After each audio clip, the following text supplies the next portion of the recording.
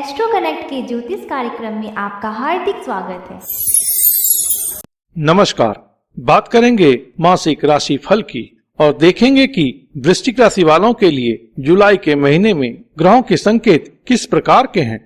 तो चलिए इसी क्रम में सबसे पहले बात करते हैं वृश्चिक राशि वालों के स्वामी ग्रह मंगल की और देखते हैं कि जुलाई के माह में मंगल किस प्रकार के संकेत दे रहे हैं और किस प्रकार के फल आपको प्राप्त होने की संभावना रहती है। उसके बाद अन्य ग्रहों की भी बात करेंगे। मंगल जुलाई माह में वृश्चिक राशि वालों के पंचम भाव से भ्रमण करेंगे, जहां से मंगल की दृष्टि अष्टम भाव पर होगी, लाभ भाव पर होगी और व्यय भाव पर होगी। इस माह में शनि की दृष्टि मंगल पर रहने वाली है, तो मंगल का जो प्रभाव है खास करके संतान पर या आपके जो प्रेमी व्यक्ति हैं जिससे कि आप प्रेम करते हैं, तो उनके साथ कुछ कटुता हो सकती है, उनके साथ कुछ लड़ाई झगड़े की भी स्थिति उत्पन्न हो सकती है। बड़े भाई बहन को लेकर के भी आप इस समय में कुछ परेशान हो सकते हैं। लेकिन आय विषयक बातों के लिए कहीं न कहीं मंगल का यह संचार जुलाई माह में आपके लिए अच्छा रहने वाला है। आपके लाभ के स्रोत अच्छे रहेंगे, आमदनी की स्थिति अच्छी रहेगी। स्वास्थ्य विषयक बातों के लिए मंगल थोड़ा यहाँ पर आपको सचेत करते हैं। इस माह में आप अपने बीपी, हार्ट इन सब का केयर करें तो अच्छा रहेगा। अब बात करते हैं बृहस्पति देव की। बृहस्पति देव वृश्चिक राशि वालों के धन भाव के स्वामी हैं और पूर्व पुण्य भाव के भी स्वामी हैं, अर्थात पंचम भाव के स्वामी हैं, जहां पर की मंगल गोचर कर रहे हैं। बृहस्पति धन भाव में वक्री हैं, इस कारण से धन विषयक बातों में थोड़ी उतार चढ़ाव तो अवश्य रहेगी, लेकिन कामकाज विषयक बातों में या लाभ संबंधित बातों में अंततोगत्वा शुभ परिणाम आपको मिलेगा। कुटुंब में भी कुछ मांगलिक कार्य इस समय में हो सकता है। हालांकि सूर्य दक्षिणायन के जब हो जाएंगे 16 जुलाई से, तो शुभ कार्य वर्जित हो जाता है। इसलिए अगर किसी शुभ कार्य की संभावना है तो वह मिड जुलाई से पहले होने की संभावना रहेगी। बृहस्पति देव के साथ केतु की भी स्थिति है, तो धार्मिक बातों के लिए या उच्च ज्ञान के लिए यह युति तो अच्छा है, लेकिन कहीं न कहीं केतु का कुटुंब भाव से भ्रमण कुटुंब में विग्रह, कुटुंब में लड़ाई झगड़ा या परेशानी का संकेतक है और वाणी में भी इस समय में कटुता आप महसूस कर सकते हैं।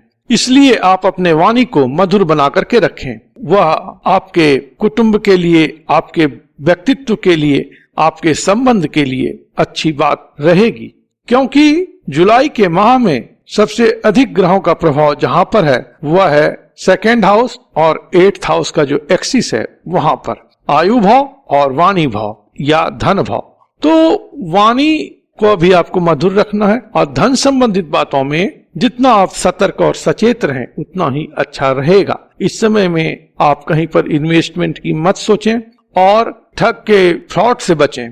अब बात करते हैं शनि की।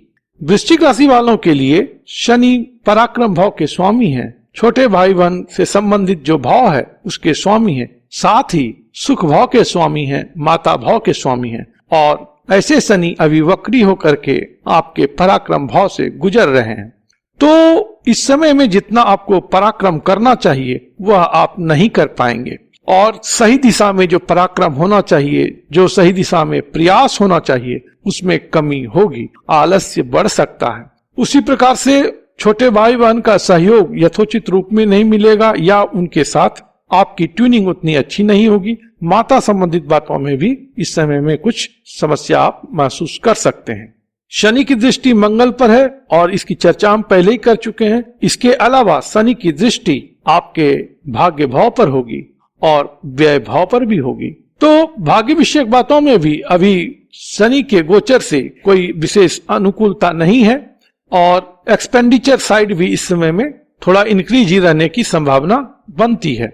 ट्रेवलिंग के लिए शनिदेव यहाँ पे आपको कंपेल कर सकते हैं, जिसमें कि आपको कुछ असहजता हो सकती है।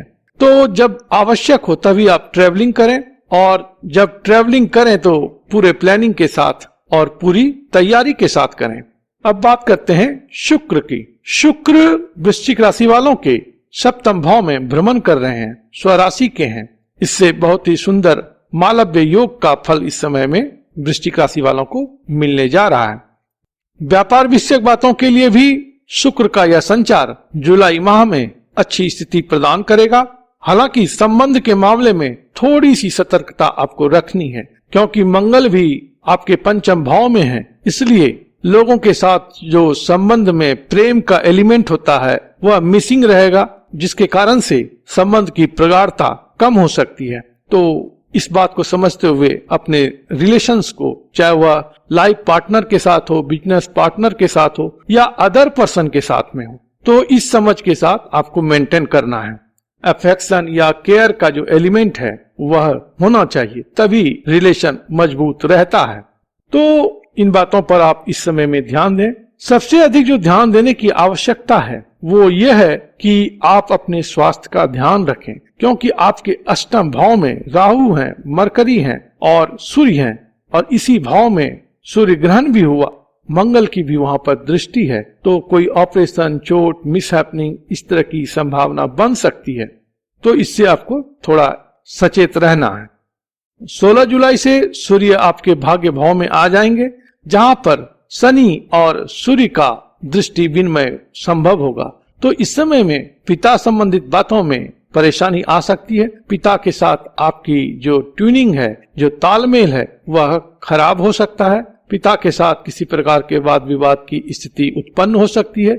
इसी प्रकार से जो आपके सीनियर बॉस हैं या पदाधिकारी हैं, उसके साथ भी हॉट टॉक होने की संभावना बनती है। तो इन बातों को लेकर के अगर आप सचेत रहते हैं तो जुलाई का माह कामकाज के लिए, आय के लिए और धन के लिए औसत से तो अच्छा ही है। प्रभु आप पर कृपा करें, आप स्वस्थ रहें, मस्त रहें और व्यस्त रहें। ओम नमो भगवते वासुदेवाय।